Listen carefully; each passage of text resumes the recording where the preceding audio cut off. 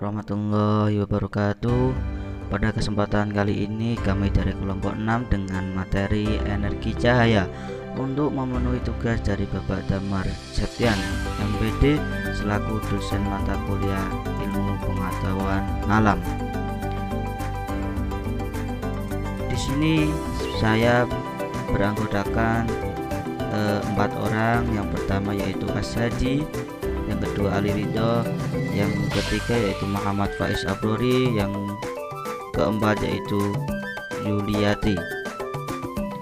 Pada pembahasan yang pertama yaitu energi cahaya. Cahaya adalah energi berbentuk gelombang elektromagnetik yang kasat mata dengan panjang gelombang sekitar 380 sampai 750. Pada bidang fisika, cahaya adalah radiasi elektromagnetik baik dengan panjang gelombang. Energi cahaya yang terbesar bersumber dari matahari.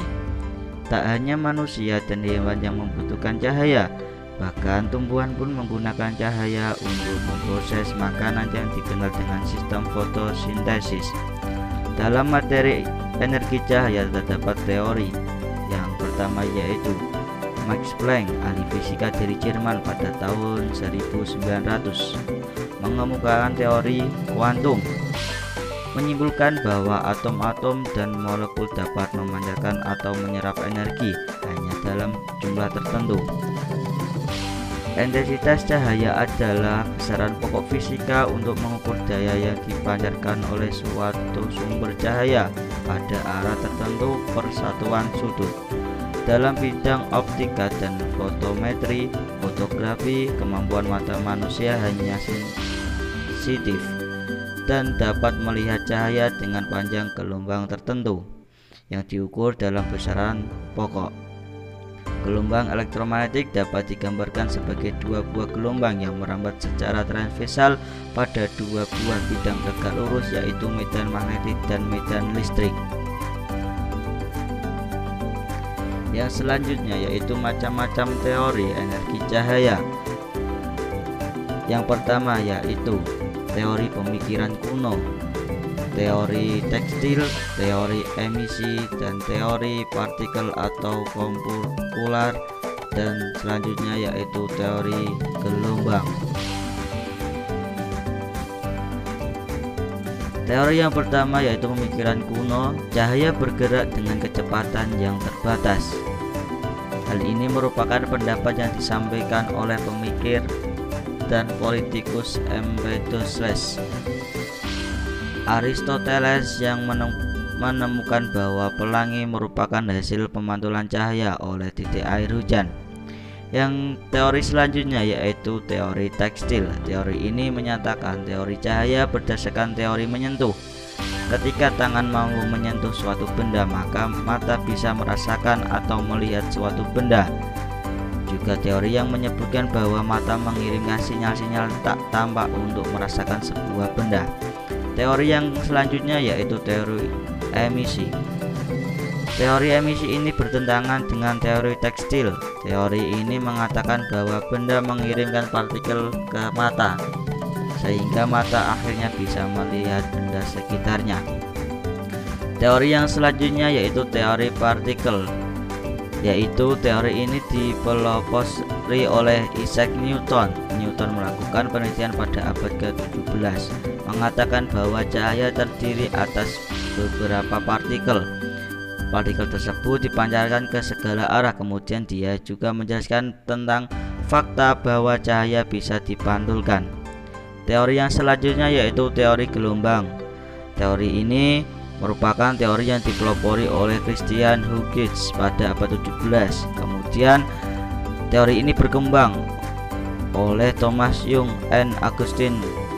Teori gelombang yang selanjutnya yaitu teori gelombang. Teori gelombang merupakan teori yang dipelopori oleh Christian Huygens pada abad 17.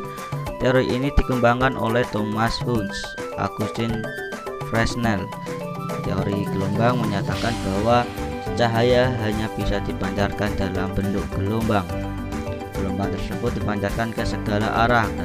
Gravitasi tidak mempengaruhi gelombang cahaya, sehingga cahaya bergerak makin lambat jika memasuki medium yang lebih padat. Teori selanjutnya yaitu teori elektromagnetik. Teori ini adalah bahwa gelombang cahaya adalah gelombang elektromagnetik yang tidak membutuhkan media untuk merambat. Kelajuan cahaya bisa diprediksi dengan menggunakan beberapa konstan listrik dan magnet. Yang selanjutnya yaitu sifat-sifat energi cahaya. Yang pertama yaitu cahaya merambat lurus saat berjalan di kegelapan. Cahaya dari lampu senter arah rambatnya menurut garis lurus. Berdasarkan dapat tidaknya memancarkan cahaya, benda dikelompokkan menjadi benda sumber cahaya dan benda gelap. Benda sumber cahaya dapat memancarkan cahaya. Contoh benda sumber cahaya yaitu matahari, lampu, dan nyala api. Yang selanjutnya yaitu cahaya dapat dipantulkan. Pemantulan cahaya ada dua jenis, yaitu pemantulan baur atau pemantulan difus dan pemantulan teratur.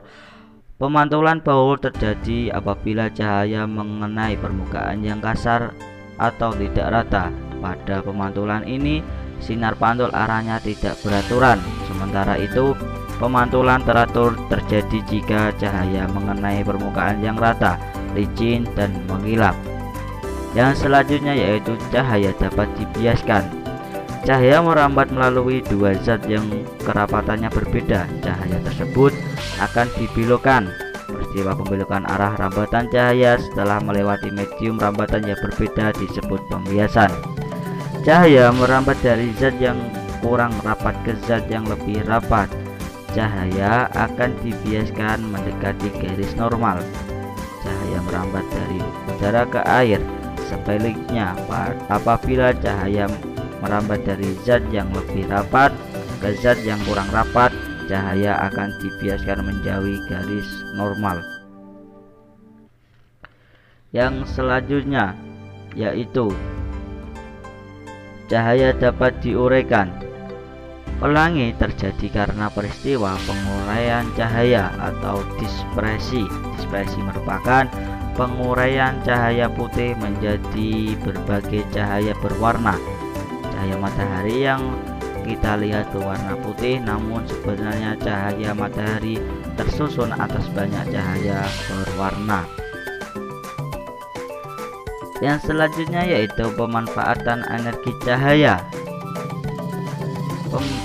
Pemanasan ruang ada beberapa teknik penggunaan energi panas matahari untuk pemanasan ruang, yaitu kompor matahari,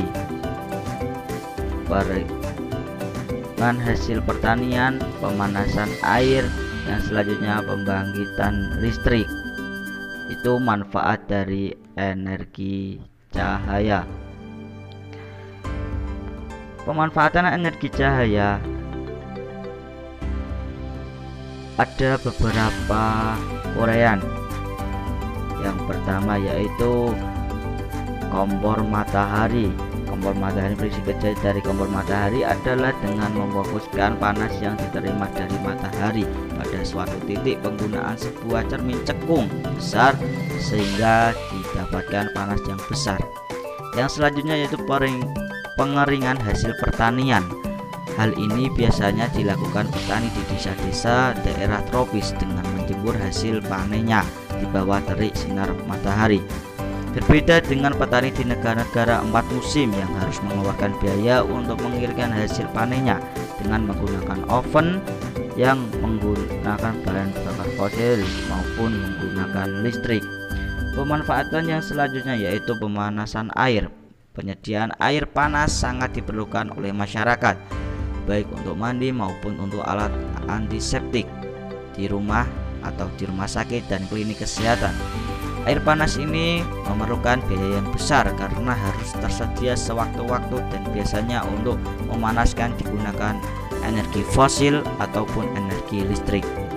Namun dengan menggunakan pemanas air tenaga surya, maka hal ini bukan merupakan masalah karena pemanasan air dilakukan dengan menyerap panas matahari.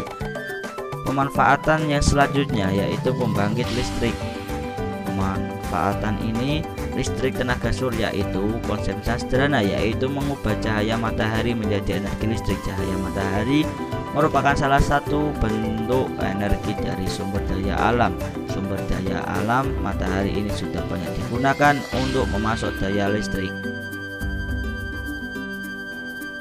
Dan itu yang bisa saya sampaikan dari kami, kurang lebihnya mohon maaf. Wallahumma fiq ila aqwamit thoriq. Assalamualaikum warahmatullahi wabarakatuh.